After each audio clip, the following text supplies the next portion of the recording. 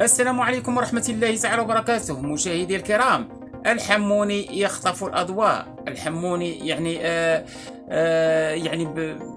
يعني بالخلق ديالو، بالتصريحات ديالو، يعني المتوازنة والكبيرة في حد ذاتها. يعني تيخلي أي واحد يسمع ليه، لحقاش يعني خلوق، يعني بارع، والأرقام ستثبت ذلك. قدم الواعد حموني، لاعب المنتخب الوطني لأقل من 17 سنة عاما لكرة القدم، أوراق اعتمادي بقوة مع أشبال الأطلس في النسخة الحالية من بطولة كأس العالم المقامة بأندونيسيا. وحسب موقع سوفا سكور المتخصص في الأرقام والإحصائيات، فإن حموني بصم على حصيلة جيدة في 4 مباريات، سجل خلال هدفا واحدا، وكان الأكثر تسديدا على المرمى في البطولة ب5 تسديدات. كما أكد مصدر نفسه أن نجم أشبال الأطلس هو الأكثر صناعة للفرص في البطولة بمجموعة 13 فرصة، والأكثر نجاحا في المراوغة، مشير إلى أن حموني هو الأعلى تقييما في المنتخب الوطني المغربي بنقطة 7.53.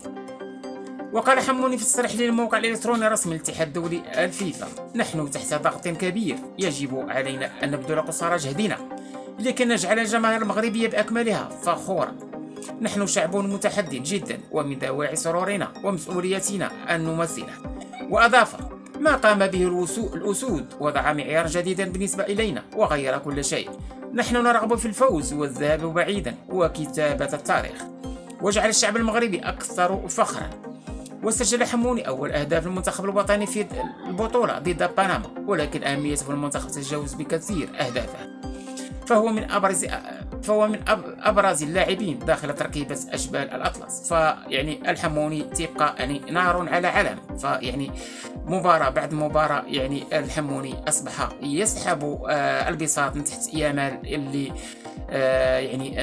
رفض اللعب مع بلده وفضل الإسبان. فيعني لما خرج البلاطو المصري وتكلم، فقال لك: فإن رفض يامال ابن ذوي الأصول المغربية وفضل يعني إسبانيا على بلدي، فهناك المئات من يامال. فالحمد لله قال لك المغرب عنده طاقات كبيرة، فهو يعني الحمد لله ما كانش عنده خصاص.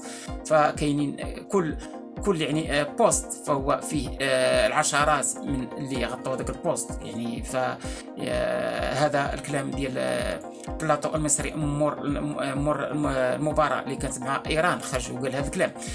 الحمد لله، هذا فخر لكل المغاربه. مشاهدي الكرام، اللي كان اول مره تمر على القناه ديالنا يدعمنا باللايك والاشتراك حتى يصلوا الجديد ديالنا دائما في الوقت ديالو. والى مقطع اخباري رياضي اخر، ورعاكم الله.